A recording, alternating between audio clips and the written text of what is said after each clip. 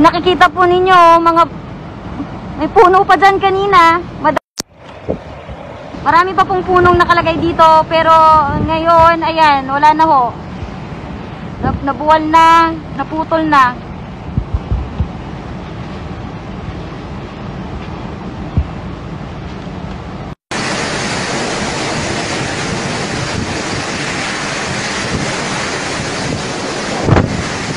Grabe pa raw.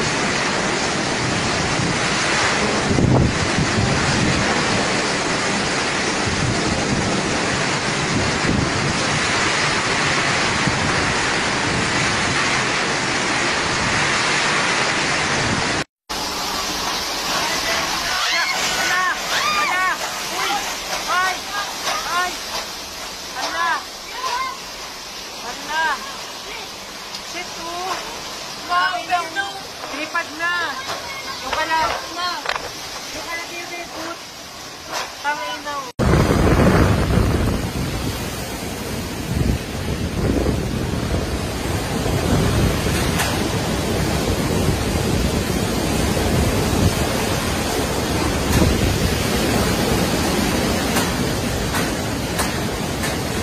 Ito po nga, nakikita po ninyo ngayon, ay palayan ho yan, hindi po yan dagat.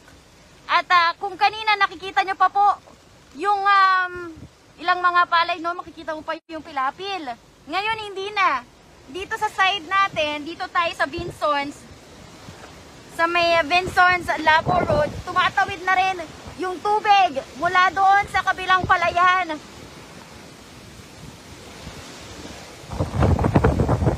Ganyan kalakas po yung hangin at dalang ulan ng bagyong Ulysses. Nakausap natin kanina yung PDRRMO ng Camarines Norte at sinasabi nila na nagulat sila dito nga sa lakas na taglay ng bagyong Ulysses kasi ang simula nung inakala nga kaninang umaga na hindi magla-landfall dito sa Camarines Norte at umangat nga doon sa Polillo Island and Quezon. Akala nila ay hindi ganoon kalakas, pero dahil nga malaki yung radius ng bagyo, talagang nananalasa. Ganito katindi yung pananalasa ng bagyong Ulysses. Pero ayon naman din sa PDRRMO, hindi sila nag-relax kasi nagpatupad din sila agad ng preemptive evacuation and forced evacuation na nga. Lalo na sa mga low-lying and coastal areas at dito rin mismo sa Vinsons, sa Mercedes, sa Talisay, Daet. Ayan, nakikita nyo mga kapatid, tumatawid po yung tubig. Palayan po yan, hindi dagat. Tumatawid na yung tubig, ulan. Doon sa daan, sa main road.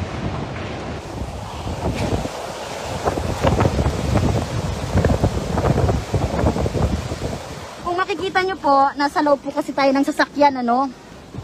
Kung makikita nyo po, itong kabilang ding yan ay palayan. At bahang-baha na rin po doon. Ang lakas po ng ulan. Sabi ng PDRRMO ay ngayon lang daw nila to naranasan na yung bagyong sobrang lakas ng ulan at sobrang lakas na hangin. Kasi nung nanalasa naman daw yung bagyong Rolly, hindi ganito kalakas yung bagyo. Kikita nyo naman, oh. Nagmistulan ng dagat yan. Yung palayan po yan. Nabuwal na yung mga puno. Tapos yung mga kawad ng kuryente na yan, naglaylayan na. At kung makikita nyo po, lampposts, poste po yun, oh, nagbaliko na.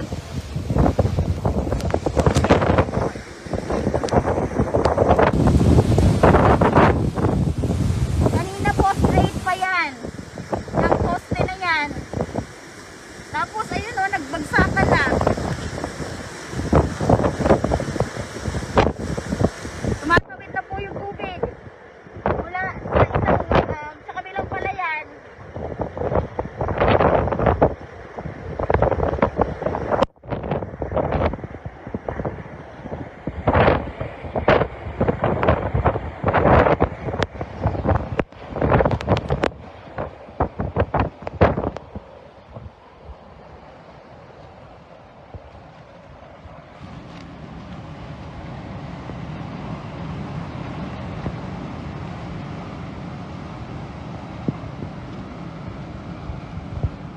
Grabe, lakas.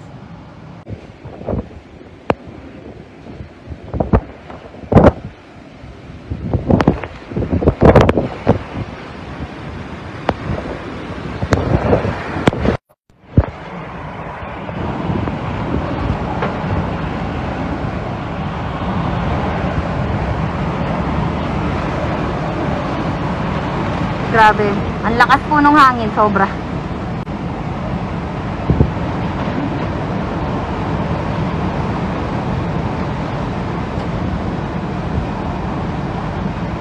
Yung nakikita po ninyo, mga may puno pa dyan kanina.